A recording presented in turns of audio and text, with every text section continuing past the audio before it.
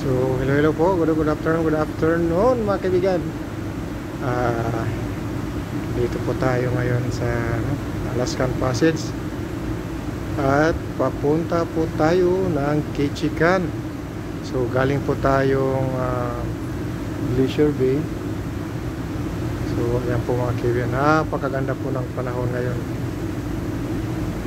So, ano po. Kita nyo naman po.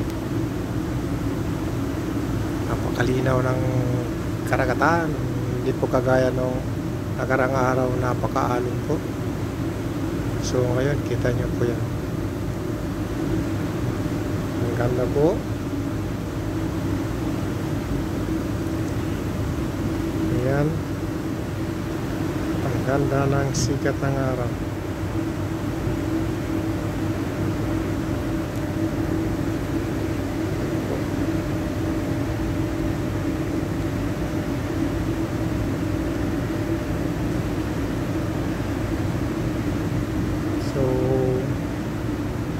Minsan po mga kaibigan ay may makikita po tayo dito mga wheels na kumbaga parang naglalaro dito. Ngayon wala pa, sana meron po tayo mataan mamaya.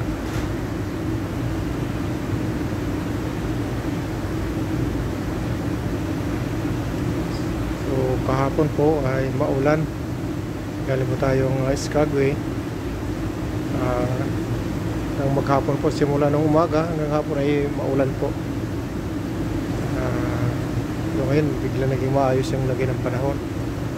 So siguro po bukas ay magiging ganito rin pong lagay ng panahon.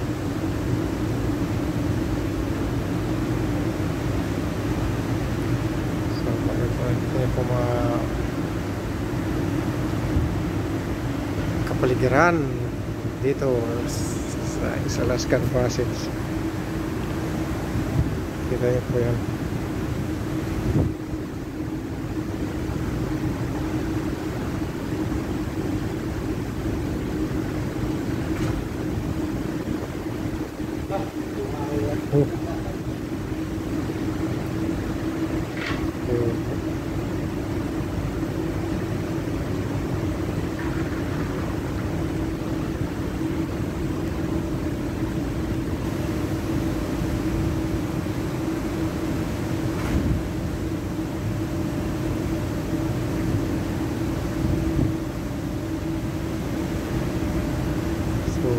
Dito po tayo sa Lake 8.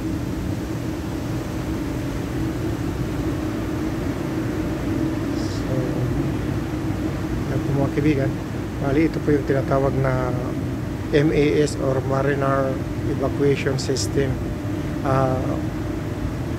Bali composed po ito siya ng 4 na life raft. So isa rin po itong life-saving device just in case po na nagkaroon ng aberya yung barko, kumbaga kinakailangan mag-evacuate. Aside from the lifeboat po, ginagamit din po yan yung life-saving device, yung MAS or Mariner Evacuation System. So mayroon, ang capacity po niyan is 430 person. Ang ano yan, baring life raft po yan, kumbaga lulutang-lutang. Tapos ano po yan, 4 po yan na life raft. So yan po. So yan naman po yung ating lifeboat. So ano po yan, just in case may mga emergency po.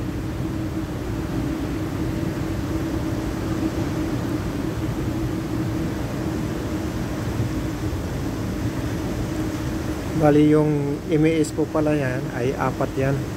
Isa dito sa midship, meron sa aft. So dalawa magkabilaan, dalawa sa bawat side. So bali 4 po yan na MAS.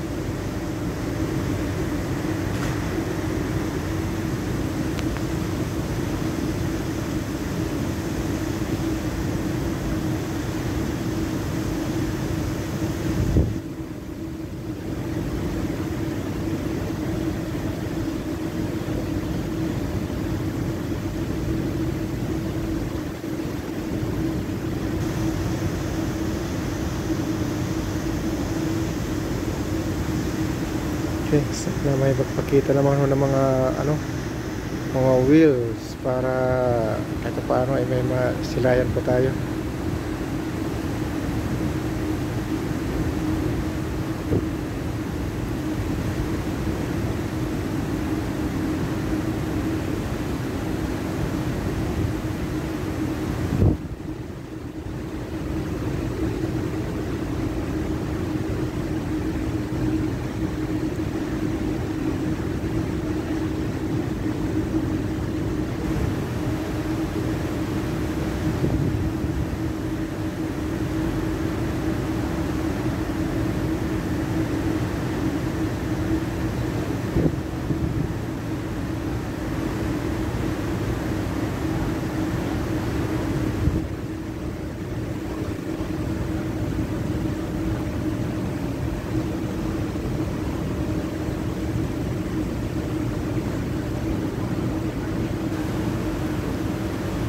Okay, so muli po maraming salamat po uli mga kaibigan, at sana patuloy nyo pong subaybayan aking mga video. So if you like this video, please like and share po.